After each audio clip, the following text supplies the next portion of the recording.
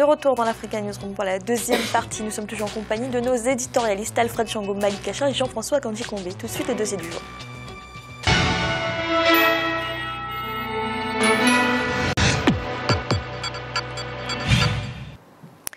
Les Guinéens se rendront aux urnes dans le cadre de l'élection présidentielle ce 11 octobre. La Commission électorale nationale indépendante, la CENI, est l'institution chargée d'organiser ce scrutin sur le plan technique. Mais plusieurs acteurs politiques, notamment de l'opposition, doutent encore des capacités de la CENI. Un reportage de notre correspondant Emmanuel Milimono. Le 11 octobre 2015, les Guinéens ont rendez-vous avec l'histoire. 5 ans après la première élection pluraliste en 2010, les électeurs seront aux urnes pour élire celui qui présidera aux destinées du pays pour les 5 prochaines années. L'élection présidentielle de 2015 connaît la participation de 8 candidats, parmi lesquels une femme.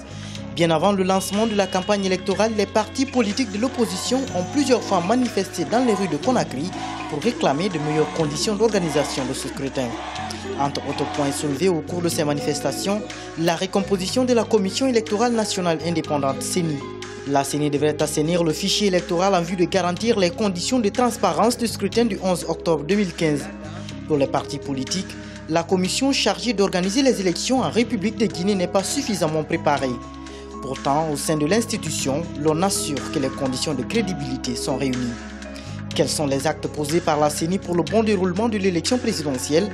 Le fichier électoral est-il assaini? Les partis politiques sont-ils associés aux différentes opérations de l'institution? La CENI est-elle prête pour la tenue d'un scrutin transparent? Les Guinéens choisiront le 11 octobre 2015 celui qui dirigera le pays pour les 5 prochaines années. La Commission électorale nationale indépendante est l'institution chargée d'organiser cette élection. Elle s'active à l'exécution des différentes tâches avant la date fixée par décret présidentiel conformément au calendrier républicain. Au cœur des contestations des partis politiques de l'opposition, les conditions générales d'organisation du scrutin par la CENI. Les opposants estiment que l'institution n'est pas suffisamment prête pour assurer le bon déroulement du scrutin à la date indiquée dans les conditions actuelles de préparation.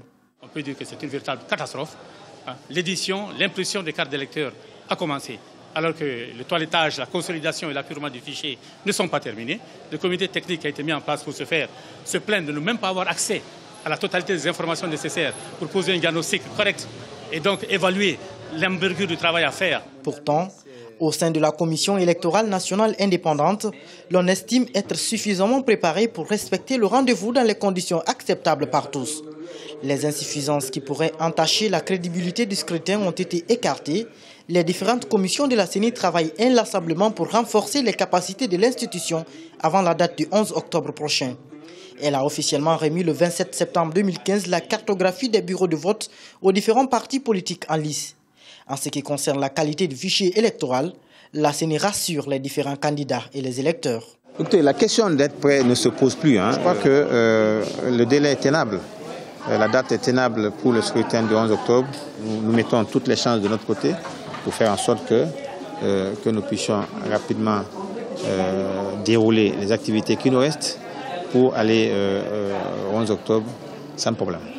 Pour les partis politiques de la mouvance présidentielle, la Commission électorale nationale indépendante est bien outillée pour l'organisation d'un scrutin crédible et transparent. L'expérience acquise avec les élections de 2010 et 2013 en sont des preuves.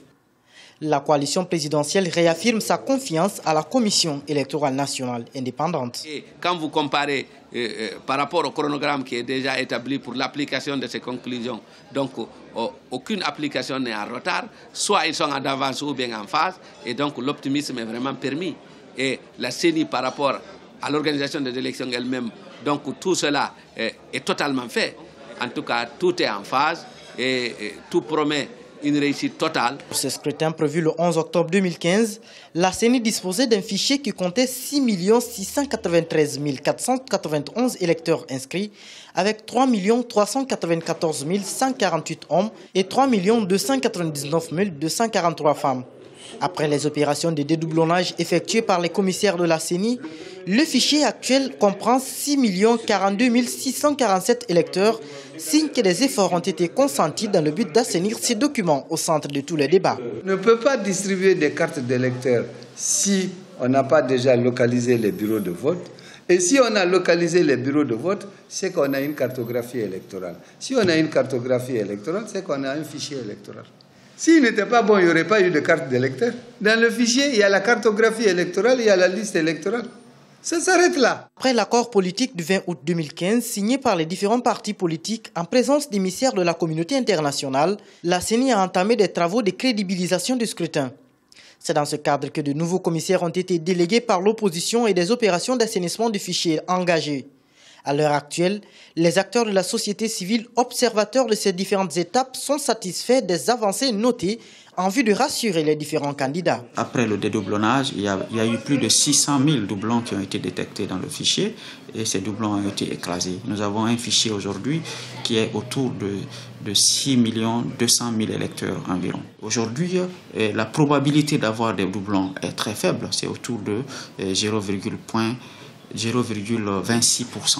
Les électeurs guinéens sont répartis entre 14 426 bureaux de vote sur l'ensemble du territoire national, ainsi que dans les représentations diplomatiques à l'extérieur du pays. Un récent examen du fichier électoral par des spécialistes internationaux en présence des délégués des partis politiques a démontré que le document ne souffre d'aucune irrégularité et tous les électeurs sont affiliés à des bureaux de vote. Ces partis politiques peuvent attester mieux que nous du niveau de préparation du scrutin du 11 octobre. On a une cellule au sein de laquelle travaillent à la fois les spécialistes informatiques de l'opposition et de la mouvance présidentielle et des experts de la coopération internationale. La CENI a lancé récemment la distribution des cartes d'électeurs.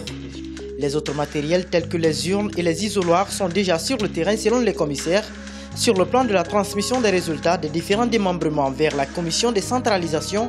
De nouvelles dispositions ont été prises.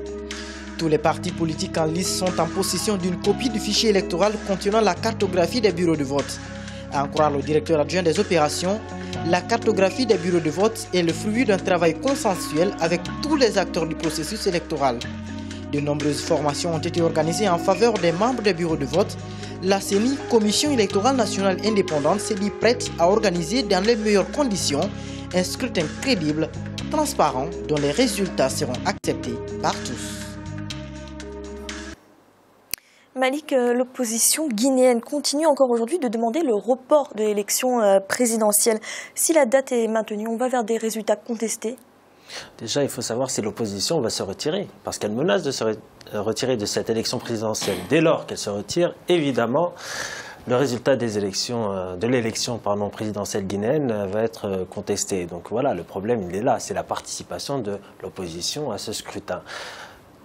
On est arrivé à une situation vraiment compliquée, hein, et c'est malheureusement une situation qu'on retrouve souvent en Afrique. Vous avez une opposition et un pouvoir qui ont longtemps joué au jeu du chat et à la souris. Une opposition qui était disposée à discuter et le lendemain qui ne l'était plus. Le pouvoir, pareil, qui était disposé à recevoir l'opposition et puis le lendemain qui ne voulait plus à cause des manifestations, des heurts sanglants qu'il y a eu notamment à Conakry. Donc on est arrivé à cette situation-là parce qu'il y a eu un dialogue de sourds entre l'opposition et le pouvoir.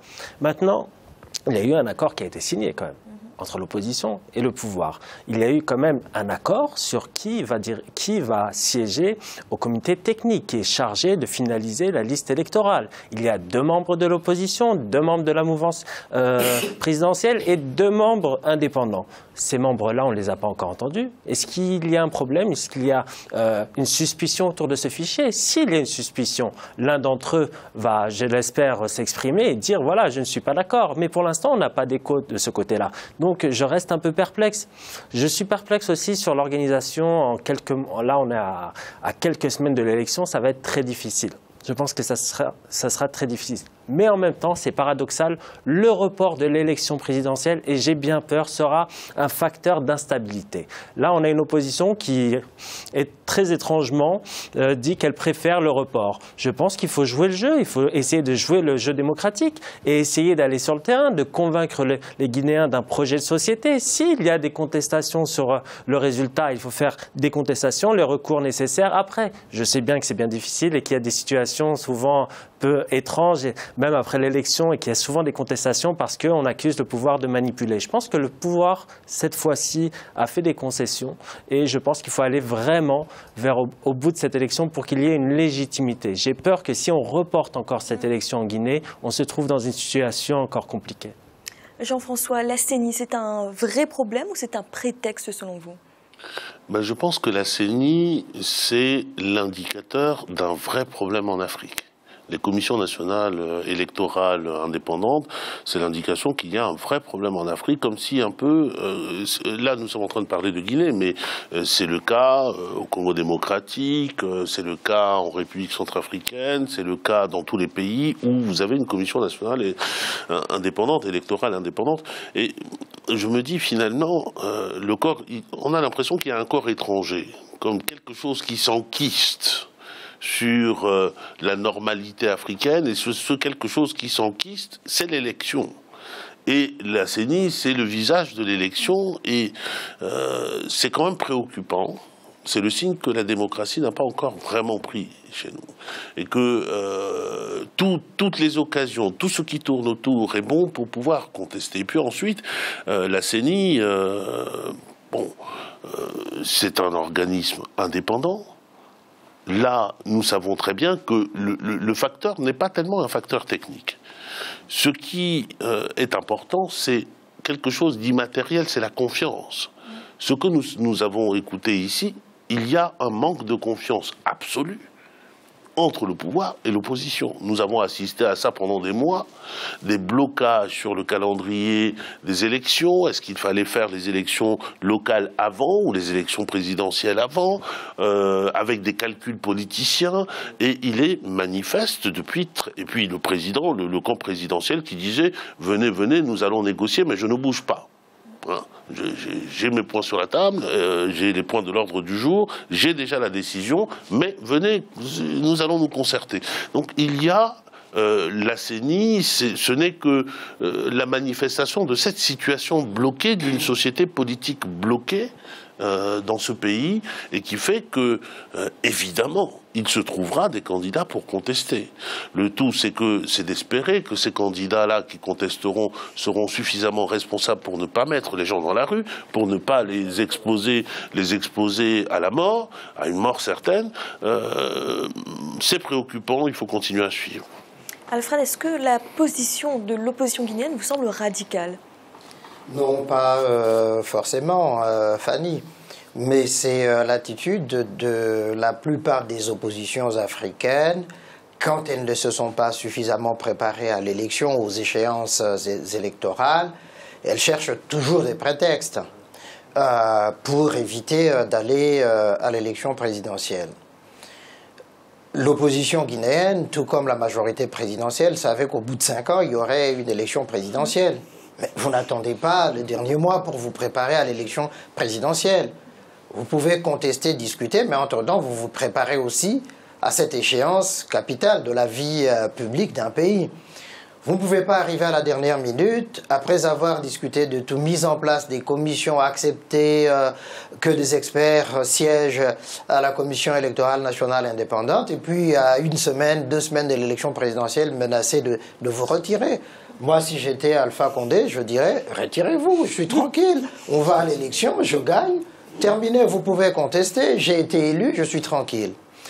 Mais je pense effectivement que les oppositions africaines doivent devenir raisonnables, savoir ce qu'elles veulent au juste, quel est le minimum républicain, j'allais dire démocratique, qu'on accepte pour aller à l'élection et respecter cela, parce qu'au bout du compte, ce sont les Guinéens qui tranchent, qui décident, qui votent. Si l'opposition convainc les Guinéens de voter pour elle parce qu'elle aura proposé le meilleur programme, les Guinéens se mobiliseront, iront voter pour elle. Si elle n'a pas réussi à convaincre, ça voudrait dire qu'elle est mauvaise et que, de l'autre côté, Alpha Condé aura réussi son pari. Je pense qu'il ne faut pas craindre la compétition politique dès le moment où les règles sont assez claires, qu'elles sont fixées dès le départ. Dernière chose, je pense que Jean-François a dit quelque chose de très intéressant par rapport à l'existence de ces commissions électorales nationales indépendantes. C'est un signe quand même d'un manque de maturation politique en Afrique. En réalité, on n'est pas encore sorti, je crois, des part et d'autre de cette logique de partis uniques. À l'époque des partis uniques, c'est le ministère de l'Intérieur qui organisait, donc c'est l'État qui organisait les élections. Vous voyez qu'avec la fin de cela, on s'est dit, méfiance, si on laisse à l'État, c'est-à-dire au pouvoir en place, à ceux qui sont au pouvoir, d'organiser les élections, ça va tricher, donc on va créer une instance spécifique, la Commission électorale nationale indépendante. Puis là-dessus, il y a des soupçons des part et d'autre pour dire, mais non, mais la composition, etc. Et donc du coup, on ne sait plus où on va. Ou alors on fait confiance effectivement à la Commission électorale nationale indépendante et à sa capacité à organiser des élections dignes de ce nom, ou on ne fait pas confiance, alors on ne crée pas une telle institution. Dernière chose, il y a quand même des observateurs internationaux qui vont assister, participer à cette élection, en tout cas, que ce soit de l'Union africaine, de l'Union européenne, des Nations unies. Peut-être que ça garantirait en quelque sorte la transparence du scrutin. Merci. Tout de suite, un rappel des titres qui ont été développés en début d'émission. Le président tchadien Idriss Déby Itno a été reçu ce lundi à l'Élysée par son homologue français François Hollande. L'occasion de revenir sur le poids diplomatique et militaire du Tchad dans la sous-région, un rôle de plus en plus central dans la résolution des conflits. Et en Centrafrique, la mosquée de Lakwanga à Bangui a de nouveau été détruite au cours de la nouvelle vague de violence. C'est la deuxième fois en 1 an et demi que cet édifice emblématique de la réconciliation dans le pays est la cible d'attaque. Nous allons marquer une nouvelle pause. Un instant, la troisième partie de l'Africa Newsroom.